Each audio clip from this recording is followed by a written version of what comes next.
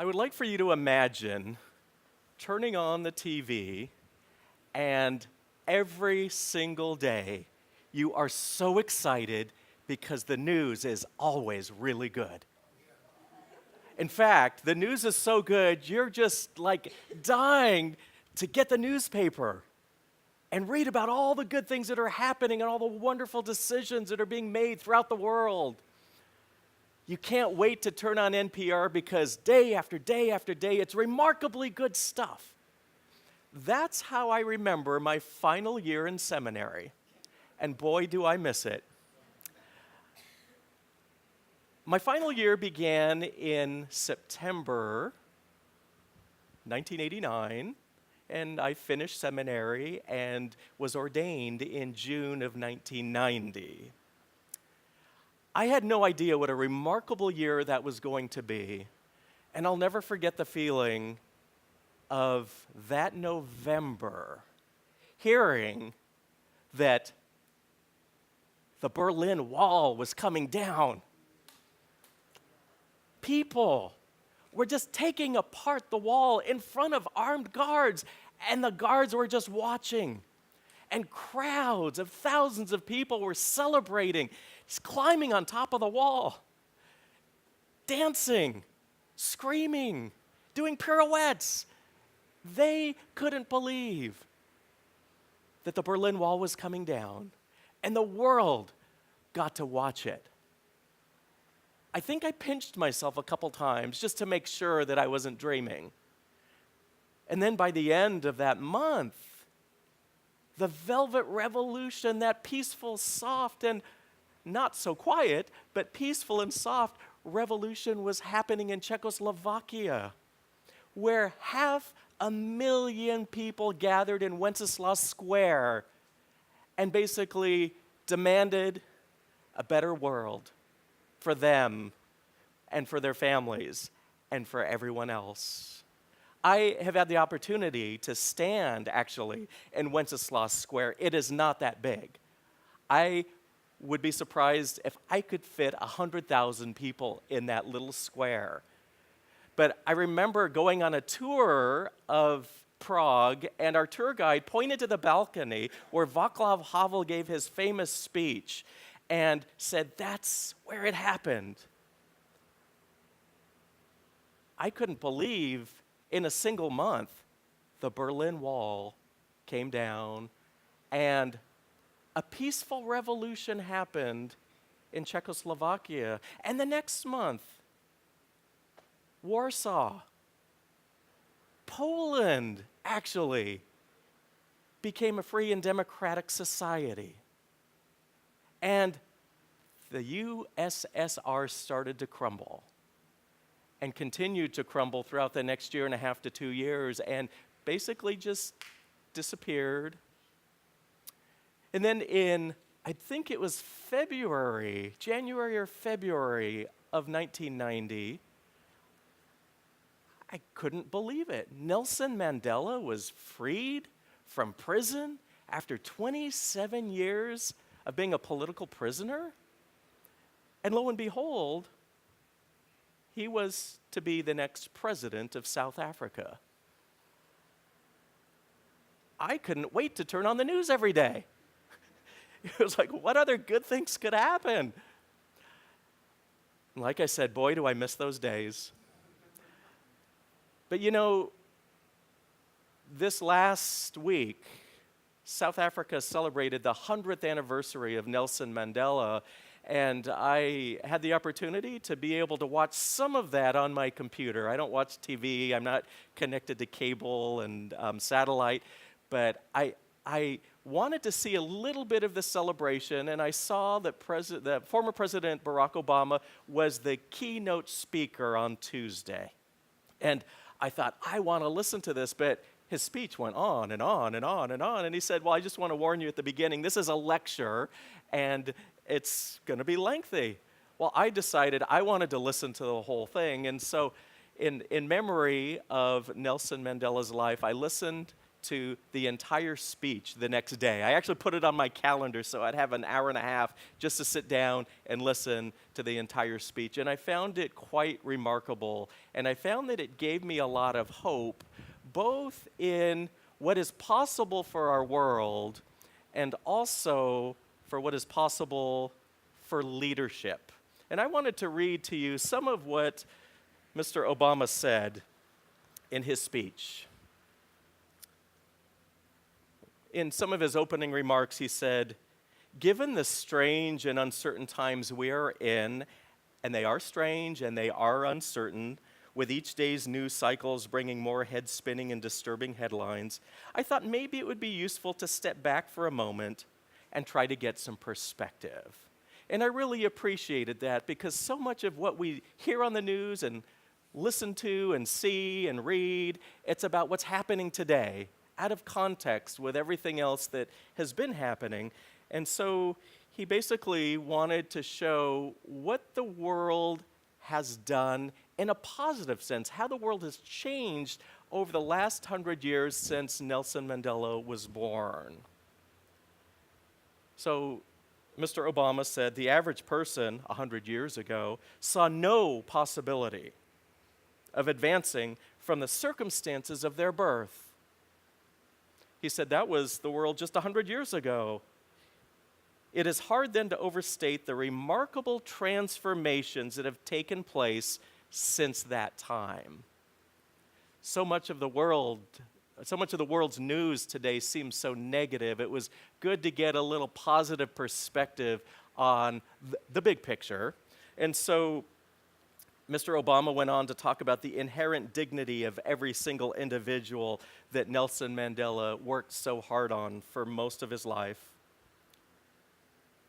I was thinking about the good things that Mr. Obama was saying and reflecting on some of the things that I added, and I thought, what a truly remarkable time this past 100 years has really been. The spread of democracy throughout the world. Who would have guessed 100 years ago the advances that have been made politically in that sense? The creation and broadening of a middle class where in places, not only here in America, but in Europe and other places throughout the world, people who never had a chance to rise out of poverty actually did so by the millions. The elimination of Jim Crow laws in the United States. I know when my parents moved from Hawaii to the mainland in the 1950s, there were places where their marriage would have been illegal because my father was a person of color and my mother was not. Equal rights for LGBTQ plus people, especially in Europe and North America. Instant communication around the world through the internet, the World Wide Web. And incredible medical and health advances and scientific understandings. I know people that are alive today that wouldn't have been alive 100 years ago if it hadn't been for the incredible advances in medicine and health. That's probably true for 10 to 20 years ago, actually. And then the advances in science in terms of what's happening in our universe, in our galaxy. Things that we're learning that we had no idea were even out there before. And here's what Mr. Obama says about all these things. All that progress is real. It has been broad, and it has been deep. And now an entire generation has grown up in a world that by most measures has gotten steadily freer and healthier and wealthier and less violent and more tolerant during the course of their lifetimes. It should make us hopeful. Those are his words. And it's what I felt as I listened to him.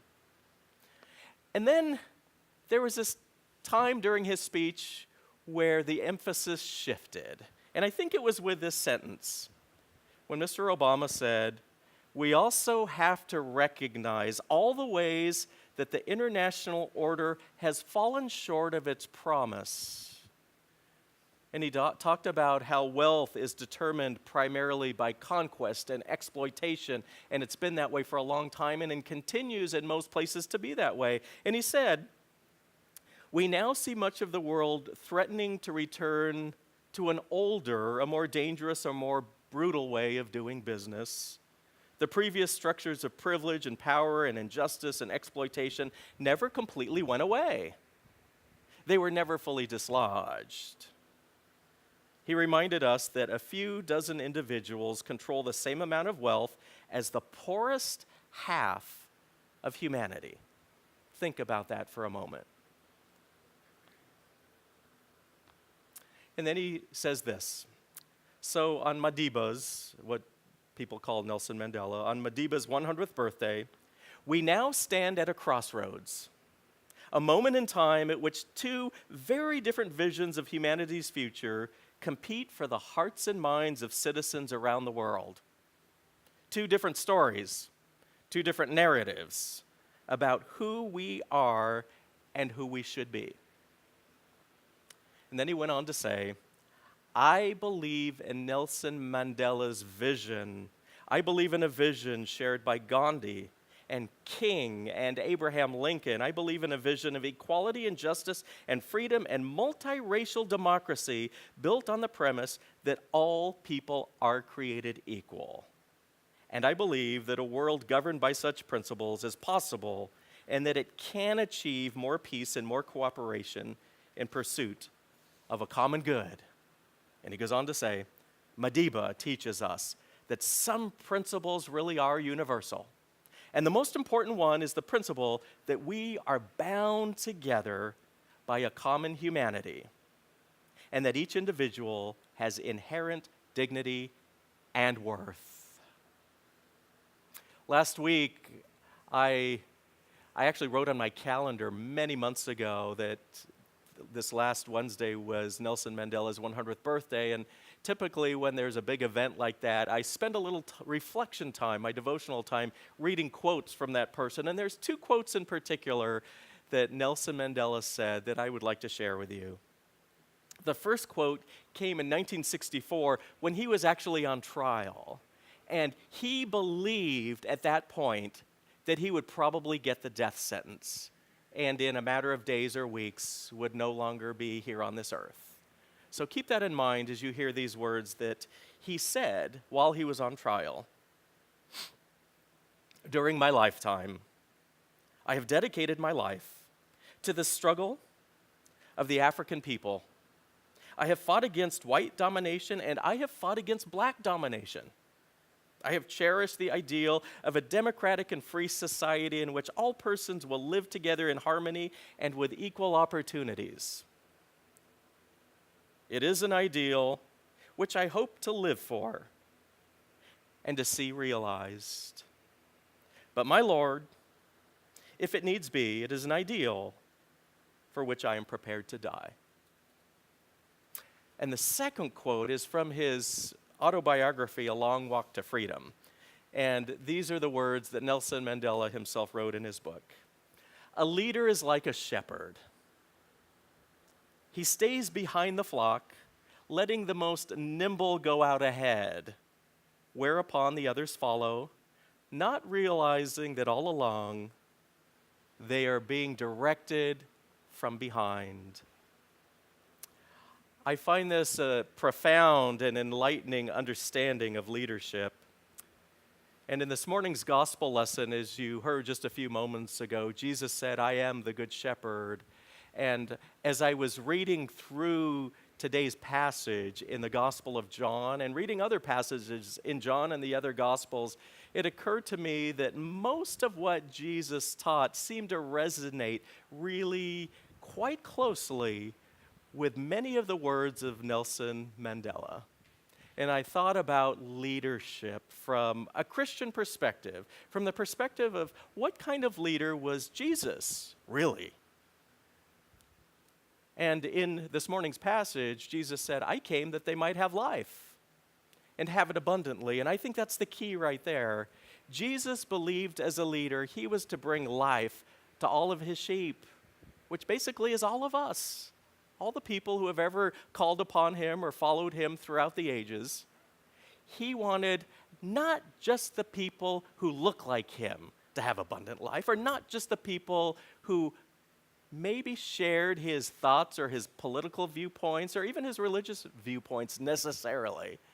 Jesus wanted all of the people to have abundant life. All of them. All of them. And Jesus also said, the Good Shepherd lays down his life for his sheep. A leader has so much care and compassion for the people that he or she is leading that that leader is willing to do anything for the good of the people. Even lay down his life, which, as we know, Jesus did for all of humanity. Jesus was a good shepherd in many ways, but I think it's really interesting how there's a sudden shift in this morning's passage where Jesus talks about a shepherd, and then all of a sudden he says, I am the gate. And he switches metaphors like this sometimes, but I thought, how amazing as the leader that Jesus doesn't have to be the one up front, in the front, leading. He's just as happy being the gate. And I have no idea what kind of gate Jesus had in mind. I've never been to the Middle East or to the Holy Land, but I imagine those gates weren't that pretty. Maybe made out of just wood. I don't know if they had wire back then even that they used for gates, but Jesus was willing to be the gate. And sometimes we forget that leadership is sometimes being very humble and just saying, I don't need to be the person up front all the time. I don't need to be the person leading from the front. I'm happy to be in the back once in a while, or even most of the time, if necessary. This reminds me of Benjamin and Rosamund Zander's book that I've shared with you before, The Art of Possibility, in which they talk about leadership. And Benjamin Zander is one of the world's great composers, Boston Philharmonic, and he's just known throughout the world as being one of the best composers of our day. And he shares some really interesting things about being a conductor. I think I said composer. A conductor. So he's the one with the baton up there leading.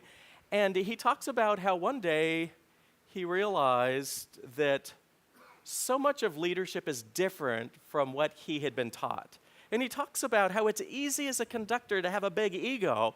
And one of the stories he shares is about a very well-known conductor who, as soon as he was done with one performance, runs out of the concert hall, hails a taxi, gets inside and says to the taxi driver, hurry, hurry. And the taxi driver says, yes, sir, where to? And he says, it doesn't matter, I'm needed everywhere. But Benjamin Zander has a very different idea of what leadership is all about. And he talks about, actually dedicates an entire chapter called Leading from Any Chair. And his point is that he might be the one with a baton up front, and the first violin, the person playing first violin might be right here, and the concertmaster, and so on and so forth. But he said, that person way back there that nobody ever pays attention to, they can lead from their chair too. They're just as important as I am. If we didn't have that person over there playing the oboe, or if we didn't have that person playing the drums, we couldn't have the concert that we want to put on. We're all very, very important. And he has a few quotes too that I wanted to share with you. He says about leadership that his true power derives from his ability to make other people powerful. To make other people powerful. And the idea is, he said, I can be up here with a baton. It occurred to me one day, though, that I never make a sound.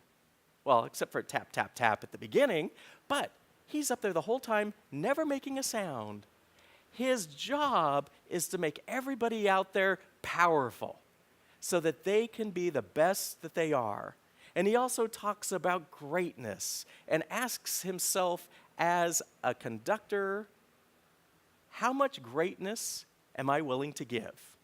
That will determine how good the music is. And he says that's true with any form of leadership. How much greatness am I willing to give others?